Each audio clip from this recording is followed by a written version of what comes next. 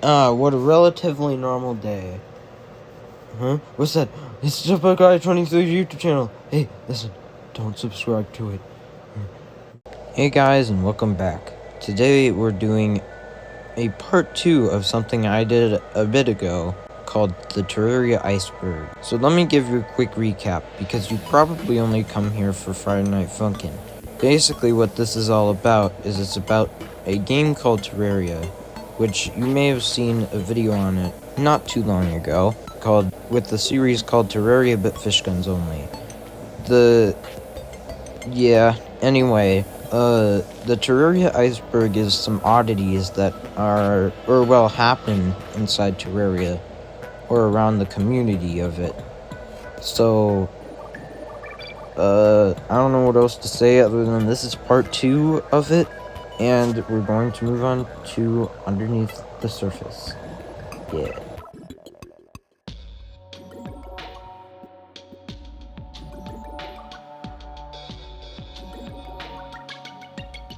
The Zapinator is a mage weapon for both pre-hard mode and hard mode, sold by the Traveling Merchant.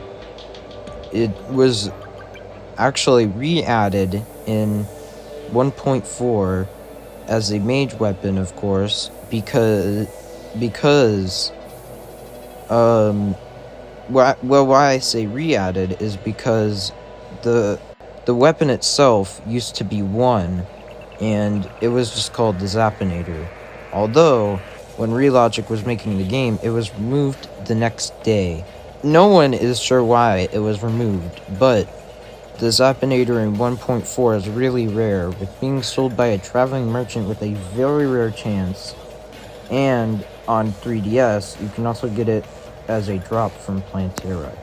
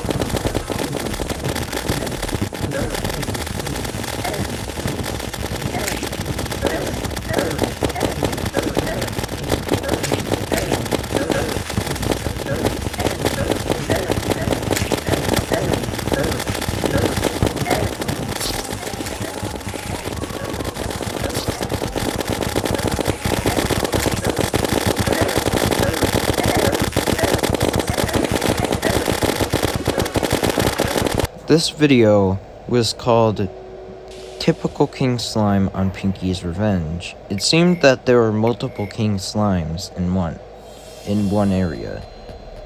It was also in 1.1 because it seemed like hard mode was already added, but the old textures were still in the game. We also have the inclusion of a bunch of other things, but it seems like the King Slime here, there were only multiple of them, but there were multiple Pinkies.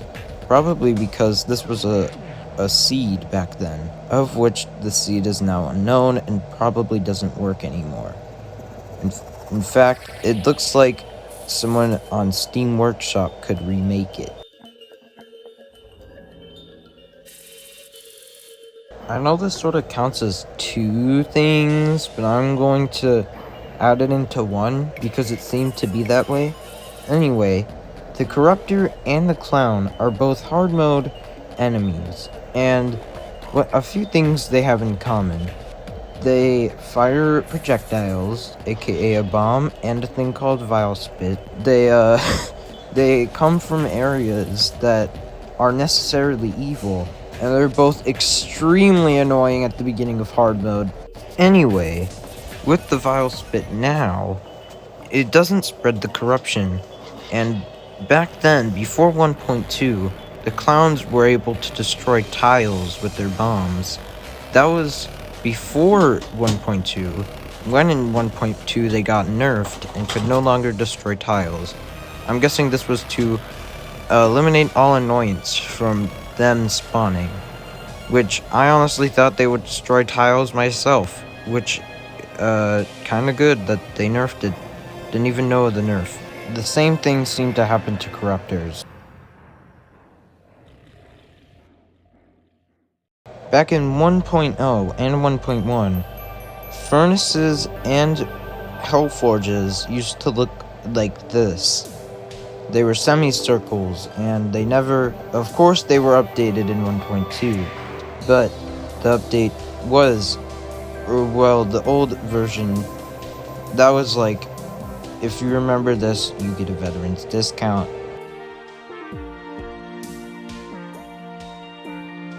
So you obviously came to my channel in search of Friday Night Funkin' stuff. And well, here we are, a Terraria premiere. And you may be wondering, what do you mean by Chinese mobile sprites? Well, obviously you've been living under a rock. If you don't know, China has a lot of law regulations for their video games, just to make them lawful in China. For instance, you can't have blood in your game, nor can you have like any mention of death or stuff. There are a lot of guidelines for it, especially on Roblox.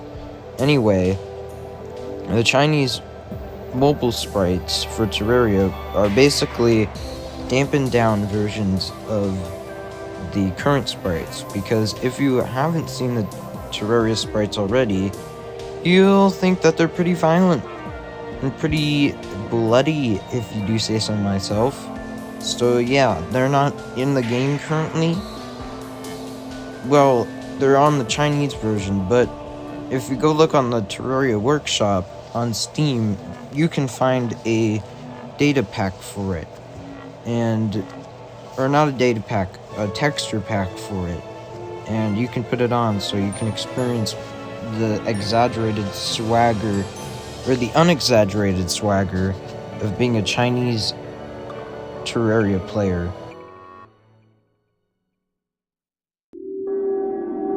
Now then, I know what you're thinking, but you mean Gmod? Gmod modding for Terraria? No, I know the G key is pretty close to the T key, but this is Terraria we're talking about, not 3D stuff.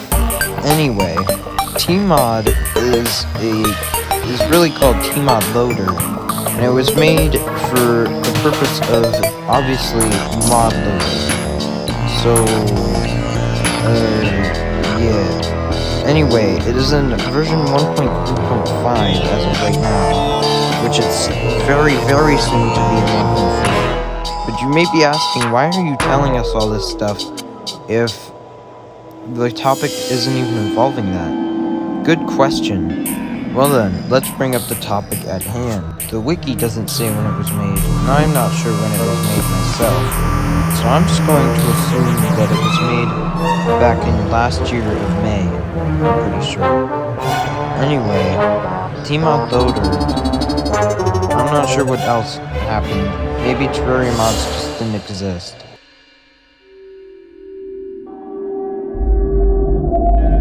Here's Queen Bee's current sprite. Now then, yeah, that's all I needed to say at the beginning of this. If you don't know what this is all about, basically, Queen Bee, her spawning conditions is that she spawns in a hive.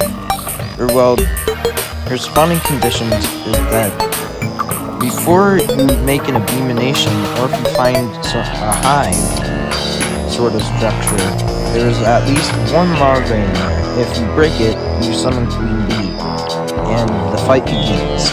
She is a pre-hard mode boss, and she's pretty hard as a boss. I recommend you do get some strategies for her. On the side here, it seems like this is what Queen Bee's original sprite was supposed to look like. Back when Terraria, or when Logic was possibly tinkering with Queen Bee before adding her in at 1.1 as the Queen Bee world, and also kind of hate. I am not sure what this is talking about. A sky island is an island in the sky in Terraria, of course, that holds some pretty good loot, such as of 1.4.1, fledgling wings, a shiny red balloon which allows you to jump higher.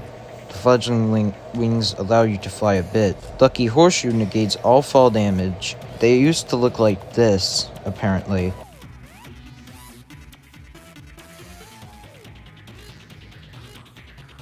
This must tie back into the Chinese mobile sprites from earlier. Basically, China, you know what Chinese New Year is. It's literally a national holiday. In fact, it's a worldwide holiday, basically for Chinese people. Anyway, Chinese New Year, of course. I'm guessing this was scrapped because, it would have to be handled for Terraria as a whole. And they already have two holiday events, aka Christmas and Halloween. So I don't know how they would be able to fit a Chinese New Year moon into this equation, especially since it would be insulting to China. Well, there you have it, folks. Terraria Iceberg Part 2. I hope you enjoyed this video. I hope you enjoyed, and you can enjoy the rest of your day. Bye-bye.